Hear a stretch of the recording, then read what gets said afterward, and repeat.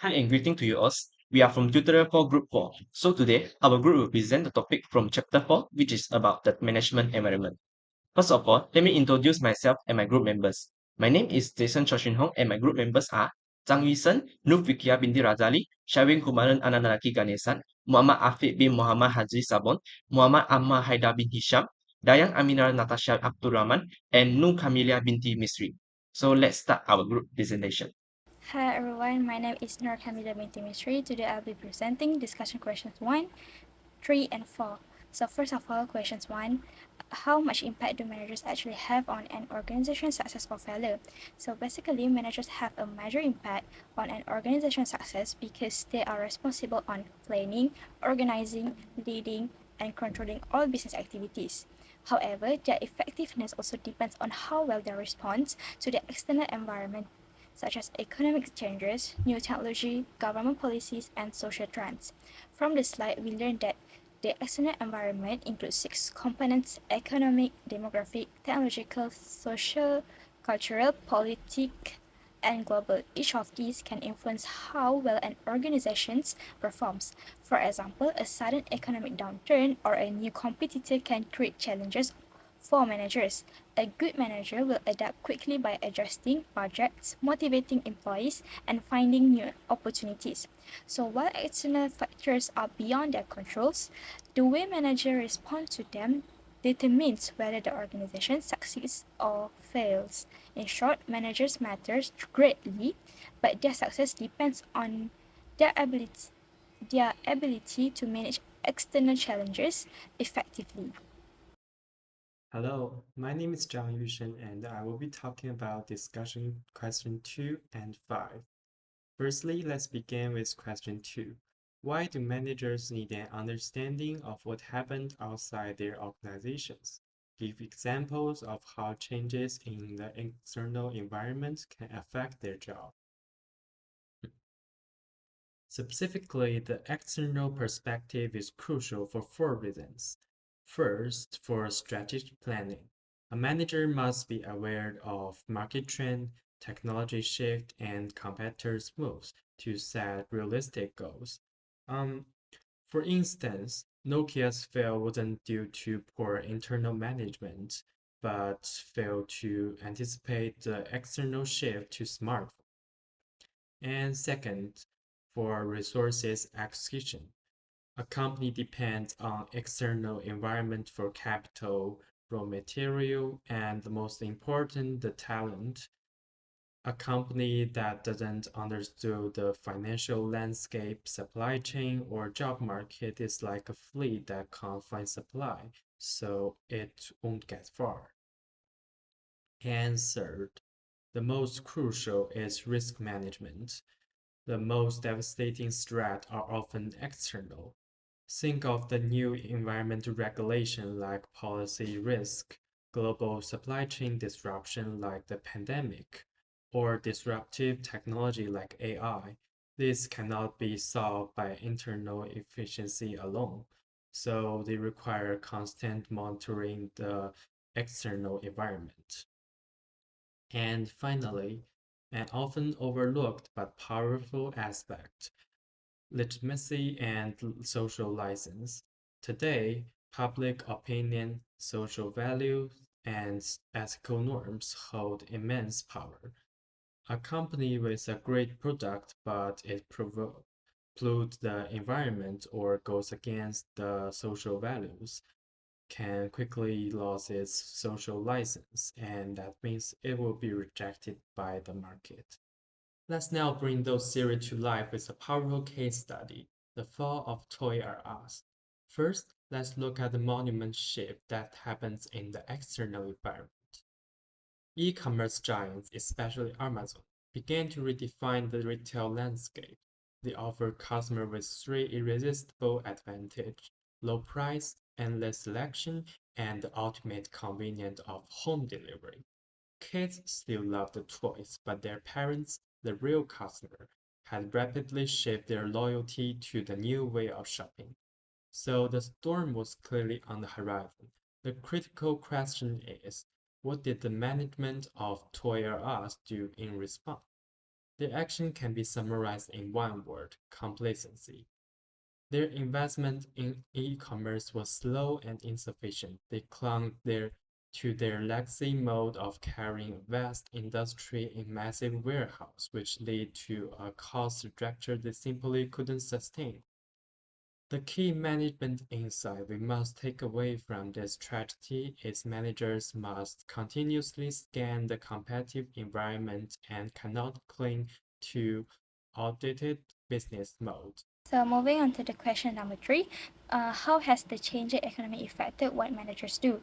So basically, the economic component refers to the factors like interest rate, inflation, and disposable incomes. As the global economy keeps charging, managers have had to rethink how they run their organizations. Now let's look at the two examples of business practices we can see in the current economy. So first is flexible and hybrid work arrangement. Many companies like Google's now allow hybrid for remote work. This helps to reduce operating costs, improve employee satisfaction, and allows managers to handle uncertainty more easily. It also shows that managers today must manage teams in different locations and rely on digital communication tools. Second is sustainability and cost efficiency initiative. So many organizations, including Starbucks, are investing in eco-friendly operations like recycling programs and renewable energies. These not only save long-term costs but also attract environmentally conscious customers. It reflects how managers are adapting to both economic pressures and social expectations. So overall, these examples shows that the changing economy has made managers more flexible and sustainability focused. They now have to balance short-term survival with long-term growth. Moving on to questions number 4. Why is it important for managers to pay attention to demographic trends and shifts? So basically, demographics such as age, race, gender, and education are part of the external environment that affects both workforce and the marketplace. From the slide, we know there are several age groups like baby boomers, Gen X, Y, and Z, and each has different work habit and preference. For example, Gen Z values flexibility and technology, while older generations may prefer job stability and personal interactions. Managers must understand these trends to plan for recruitment, training, and product design. For instance, as population in many countries are aging, managers must prepare for shrinking labor force and higher demand for healthcare services. Meanwhile, in younger regions like Asia and Africa, um, managers can target products and marketing towards youth consumer. By paying attention to demographic shift, managers can make smarter decisions in human resources, marketing, and product development. Ignoring these changes could cause a mismatch between what the company offers and what people actually need. In discussion question 5, I will discuss whether managers experience environmental stability in their business operations and provide examples of environmental stability and environmental uncertainty. Firstly, do managers experience environmental stability? The answer is no for most managers. They primarily operate in an environment characterized by uncertainty and change. To understand this reality, let's examine a powerful case study: Starbucks in two distinct markets. In the United States, Starbucks operates in a condition of environmental stability. It pioneered and now dominates the coffee to go and the third place culture. Key competitors are known and their strategies are predictable. It benefits from a large loyal customer base and established brand entity. Now, let's contrast this with Starbucks' experience in Australia. And there, Starbucks faced significant environmental uncertainty due to three reasons. First, a mature, sophisticated coffee culture dominated by independent local cafe. Customers with well-defined taste and skepticism toward standardized offerings, and an unproven demand for Starbucks brand and experience. Under these conditions, when Starbucks initially applied the same management playbook to broaden success in the United States, it results in a massive failure in Australia. In this context, Managers must not rely on proven models. The failure of Starbucks' first attempt serves as warning for future companies. Success required adaptation, local insight, and humility. A shift from executing a playbook to write a new one. Thank you for the previous presenter. So I'm Jason Choshihong and today I will present case application 1. The topic from this case application is bad ride, bumpy ride. So as ever, we will talk about the Uber in this case application. As an introduction, we will talk about the beginning of the end for Travis Kalanick. So who is Travis Kalanick? Travis Kalanick is a Uber founder and CEO for this company. So what happened do we say that the beginning of the end for this CEO? This happened when the former Uber engineer, who is Susan Fowler, had posted a blog into the website. This blog had outlined that the toxic work culture, which are hostile to women, and some of the managers turn a blind eye to abuses of employees, competitors, customers, as well as laws. So now let's move on to the background of Uber. One day, Travis Kalanick and his friend has faced an annoying problem, which is they have a problem hailing a cab during a snowy Paris evening in 2008. So they came up with a solution, which is they think about great to just tap a button and get a ride. So from this solution, from this idea, the Uber app was conceived. Next, we will talk about the leadership and how does the leadership can influence on Uber's mission. So the leaders of the Uber company, who is Travis Kalanick, have an aggressive style. And every day, he will encourage the employees to win at all costs, pursue hypergrowth, and confront it. But at the same time, they must be principled. So this kind of the leadership can lead to a problematic organizational values, which comes up with mottos which is always be hustling and toe stepping. So what does it mean? It means that the employees were encouraged to be more hardworking in this company, and they are also be encouraged to be overstepping the others' rights. So this means that there were no any collaboration and teamwork were valued in this company. So this problem can make a toxic work environment to be shaped.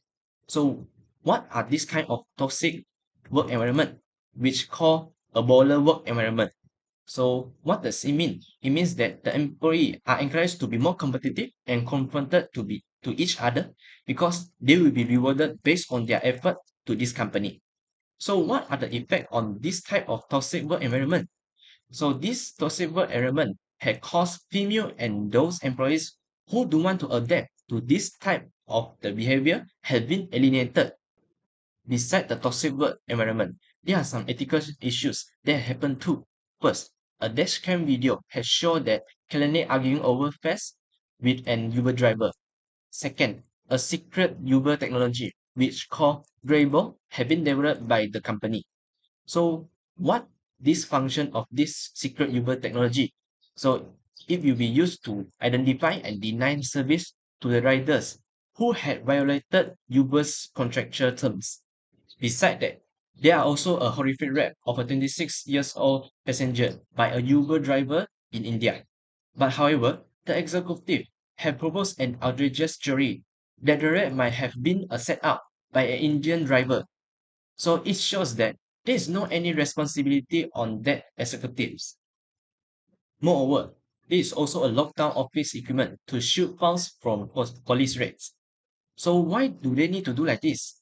This is because after they have a reputation over years, so they think that they are high level and can ignore the local labor laws and taxi rules. So they have been become a favorite target for law enforcement officials. Last but not least, there are also key executive, drivers, and employees who secretly spy at rivals companies for the express purpose of acquiring for the trade secrets. Furthermore, there is also a corporate scandal, which is a data breach was hidden for over a year. For example, the company's system had been hacked in January 2010, but the company only told the customers that their data had been breached in February 2011. Next, there are some unsafe cars like no airbags, no seatbelts, brake didn't function well, steering issues, and otherwise have been leased to drivers in Singapore. Because of these ethical issues, there are some consequences too, which is some of the firm biggest investors eventually forced out Kalanick. So why? This is because they thought that a change in leadership was needed as they would let Uber to refocus and recreate a new organizational culture and work environment. So the board had come up with a new choice for a new CEO, Dara Khosrowshahi, who is the Expedia CEO. After Khosrowshahi take over the place of CEO, this is a reformation of a new organizational culture, which means that Khosrowshahi faced a host of challenges such as replenishing depleted executive ranks and implementing changes mandated by the board to address allegation of ignore complaints of sexism and sexual harassment. After all of this, the internal sources have come out and described the new CEO is 180 degrees different from Kalanick. This is because she's a humble, a good listener, and diplomat. So they think that the company's operation will be more smoother now. So now I will pass to the next presenter. Thank you. I'm going to present the discussion question based on case study 1. I will be covering questions from 411, 412, and 413 with explanation and examples to help us understand the concept better. So let's jump into question 1. What role does a CEO play in an organization's culture? What role do other leaders or managers play? And what role should they play instead? So to begin with, a CEO plays a crucial and central role in shaping an organization's culture. The CEO acts almost like the face and the heart of the company. Their behavior, values, and decisions set the overall tone for how employees behave and what attitudes are encouraged within the workplace. When a CEO demonstrates integrity, professionalism, and rational decision making, these traits usually spread throughout the entire organization. However, in this case study, we see a different scenario. Instead of promoting a positive and ethical culture, Kalanick's aggressive behavior influenced Uber negatively conditioned, where his leadership style often are shown as extremely, and the leaders are also not correcting him. This shows how powerful a CEO's behavior can be, whether for good or bad. Now, what should leaders and managers should do? Ideally, leaders and managers should help create and support an ethical, healthy, and non-toxic environment. They are mostly responsible not just for their own actions, but also for monitoring what is happening around them. They should promote fairness, respect, and well-being among employees. When leaders take care of their people, employees feel safe, motivated, and valued, which of course improve the company's productivity and long-term growth. So for question 2, using Exhibit 4.4, describe Uber's culture under its founder. So from what we know from the case study, Uber's culture under Kalanick can be described as harsh and overly aggressive. The mindset of win at all costs and always be hustling create an environment where competition was more important than teamwork among the employees. Employees were encouraged, directly or indirectly, to push their boundaries, even in unethical ways, just to achieve the company's goal. The idea of toe stepping, which means stepping over others to get ahead, become normal. This shows a culture that focuses heavily on sustaining dominance and success rather than building a healthy or sustainable organization for the future. This kind of mindset should not exist in the first place. When a company values winning more than ethics, it can lead to a toxic behavior and poor leadership, and in the long run, it can damage the company's reputation. And this is exactly what happened while Kalanick was still the CEO of the Uber. So let's jump into question 3. Which view of management is seen here? Omnipotent or the symbolic? Explain. So to understand this, let's briefly define the two views. Omnipotent view, which means the manager or CEO is seen as having unlimited control and the organization's success or failures are attributed directly to them. So, for the symbolic view, managers have limited control. Many outcomes are influenced by external factors. In this case study, the omnipotent view of management is clearly shown by Kalanick's behavior and decision had a direct and a powerful impact on Uber's entire culture. His leadership style shaped employees' attitudes, their work environment. My name is Novikara Bintirazani, and I'm going to present discussion question to justify the point given by my group member just now. For an example, Kalanick's aggressive behavior and poor leadership leads to the Uber's reputation downfall during a certain period that negatively affected the company as a whole. Like as it's mentioned in the case one, which is they have a toxic work culture, hostile to women, and filled with managers that are willing to turn a blind eye to abuse of employees, competitors, customers, law and law enforcement. So for the question 414, what advice about organization culture would you give the new CEO? First, rebuild trust internally with staff and externally with potential existing investors by prioritizing long-term growth. This may help the company to develop a new connection with staff and investors that can help the company to be known as trusted company. Second, create an environment that is employee-friendly and values all the employees' right to give opinions in the organization to make the company better. Second, create an environment that is employer-friendly and values all employees' right to give opinions in the organization to make the company better in the future. This may help the employee to build strong connection between the top management and the supervisor management. Third is lead the company with ethical decision making and avoid self-centered behavior that could harm either the employees or the organization. This may help the employees to feel protected and following the rules based on government rules. 415. From an ethic perspective, what part of this situation distribute the rules? What career advice as far as ethical behavior could you take away from this story? The most disturbing part is Uber trying to cover up crimes, ignoring sexual harassment and data breaches. This has states in case one, which is after a horrific rape of a 26 years old passenger by a Uber driver in India. For the second, the company, which has a reputation for ignoring local labor laws and taxi rules. Where advice from the story is speak up against unethical behavior, no matter the culture or the position they hold in the organization. So this can help the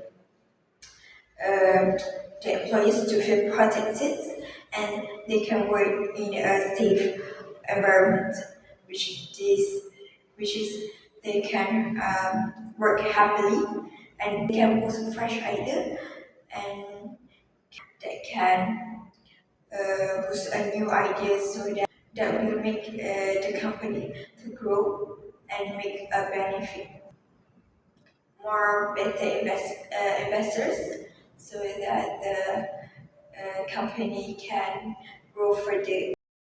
Hello everyone, today I'll be talking about case application 2, not sold out, with the topic the power of presence. This case focuses on Tableau, a business intelligence software company based in Seattle, founded in 2004. Tableau is widely known for its data visualization tool that help organizations turn raw data into clear, useful insights. As Tableau grew internationally, reaching over 35,000 clients in more than a dozen countries, the company faced several challenges common in global expansion. These include cultural difference, communication barriers, and time zone gaps between the headquarters in Seattle and international office. Even with a strong competition from major companies like Microsoft, Tableau continue to grow rapidly. A significant portion of its revenue began coming from international market, with overseas sales increasing by 86%. To better understand the reality faced by employees outside the United States, CEO Christian Cabot decided to spend about a year working directly in Tableau London office. His intention was to gain first-hand experience over the challenge international teams were dealing with. During his stay, he discovered that many employees abroad feel disconnected from headquarters. They felt their concerns were not fully understood, and decisions were sometimes made without recognizing local conditions. By working alongside them, Cabot formed stronger relationships, improved communication, and gained clearer insight into what the international team needed. His time there also contribute to better performance and sales in that region. This experience shows how important it is for leaders to understand what employees in different locations go through. It highlighted that effective global management is not just about technology or strategy. It's also about communication, cultural understanding, and supporting people directly. After seeing the positive impact, Tableau encouraged more executives to spend time in international office so the company could strengthen teamwork and maintain a unified culture across all locations. In summary, case application 2 not sold out shows that when company operates globally, it becomes essential to understand the people working in different regions, not just the numbers. Direct experience help leaders make better decisions, build trust, and support long-term success. Thank you. Thank you, Afik. Moving on to our discussion questions. Tableau decisions to staff its international offices primarily with host country nationals bring several advantages, such as local employees understands the country's culture, language, and business environment, allowing the company to adapt more effectively to local market. This strategy also reduces costs associated with expertise assignments and strengthens Tableau's reputation as a company committed to local development. However, disadvantages include possible communication gaps between local offices and headquarters, as well as a weaker connections to Tableau global corporate culture. Additionally, headquarters employees may have fewer opportunities to gain international experiences. As for the next question, yes, I agree with Chabot that Tableau will benefit if more executives spend time in international office. Physically presence allows leaders to be better understand local operations, build trust with employees, and identify challenges that are not visible from the headquarters. It also demonstrates that all offices, regardless of locations, are equally valued, which can boost morale and productivity. Spending time abroad helps executives develop a global perspective, strengthen communication, and improve management strategies that align with the company international goals. Good day, everyone. My name is Muhammad Ahmad Dabi Hisham, and today I will be presenting discussion question 4-18 and 4-19. So let's start with question 4-18. The question asks, as Tableau executives get ready to spend time in the company's international offices, how can they prepare for the cultural differences they will encounter? I summarize the answer in the table. So the first point is research local culture. This helps executives avoid misunderstandings and show respect when working with employees from different countries. Number 2, learn local phrases. Even basic greetings help them connect better and build rapport with international staff. And for the number 3, attend training. Cross-cultural training helps executive understanding different work styles and global expectations. For number 4, you have to stay open-minded. Being open-minded allows them to adapt their leadership style to different cultures. And for the last one is get feedback. Getting feedback from local employees helps improve communication and boost trust. So overall, these preparation steps help Tableau executive communicate better and avoid cultural conflict in their international office. For the next question is 4-19. This question asks what are some of the challenges Tableau will face as it hires 1,000 new employees in 1 year. Here are the key challenges. Number 1, maintaining company culture during fast growth. Growing too fast makes it harder to keep everyone aligned with the same values and behavior. Number 2, ensuring consistent onboarding and training. They need a strong training system so all new employees understand the company's expectation. Number 3, managing communication across global offices. With more people and more location, miscommunication will more become likely. Number 4, finding and developing capable leaders. They need more managers to support the expansion, and it may be hard to find a skilled leaders. Number 5, or the last one, is integrating diverse culture backgrounds. With employees from many cultures, Tableau must ensure teamwork and avoid cultural misunderstanding. Thank you everyone for listening to our group presentation, and we hope that our explanation gave you clearer understanding about this case study. And that's all for our group. If you have any feedback or question, we are happy to answer it. Thank you.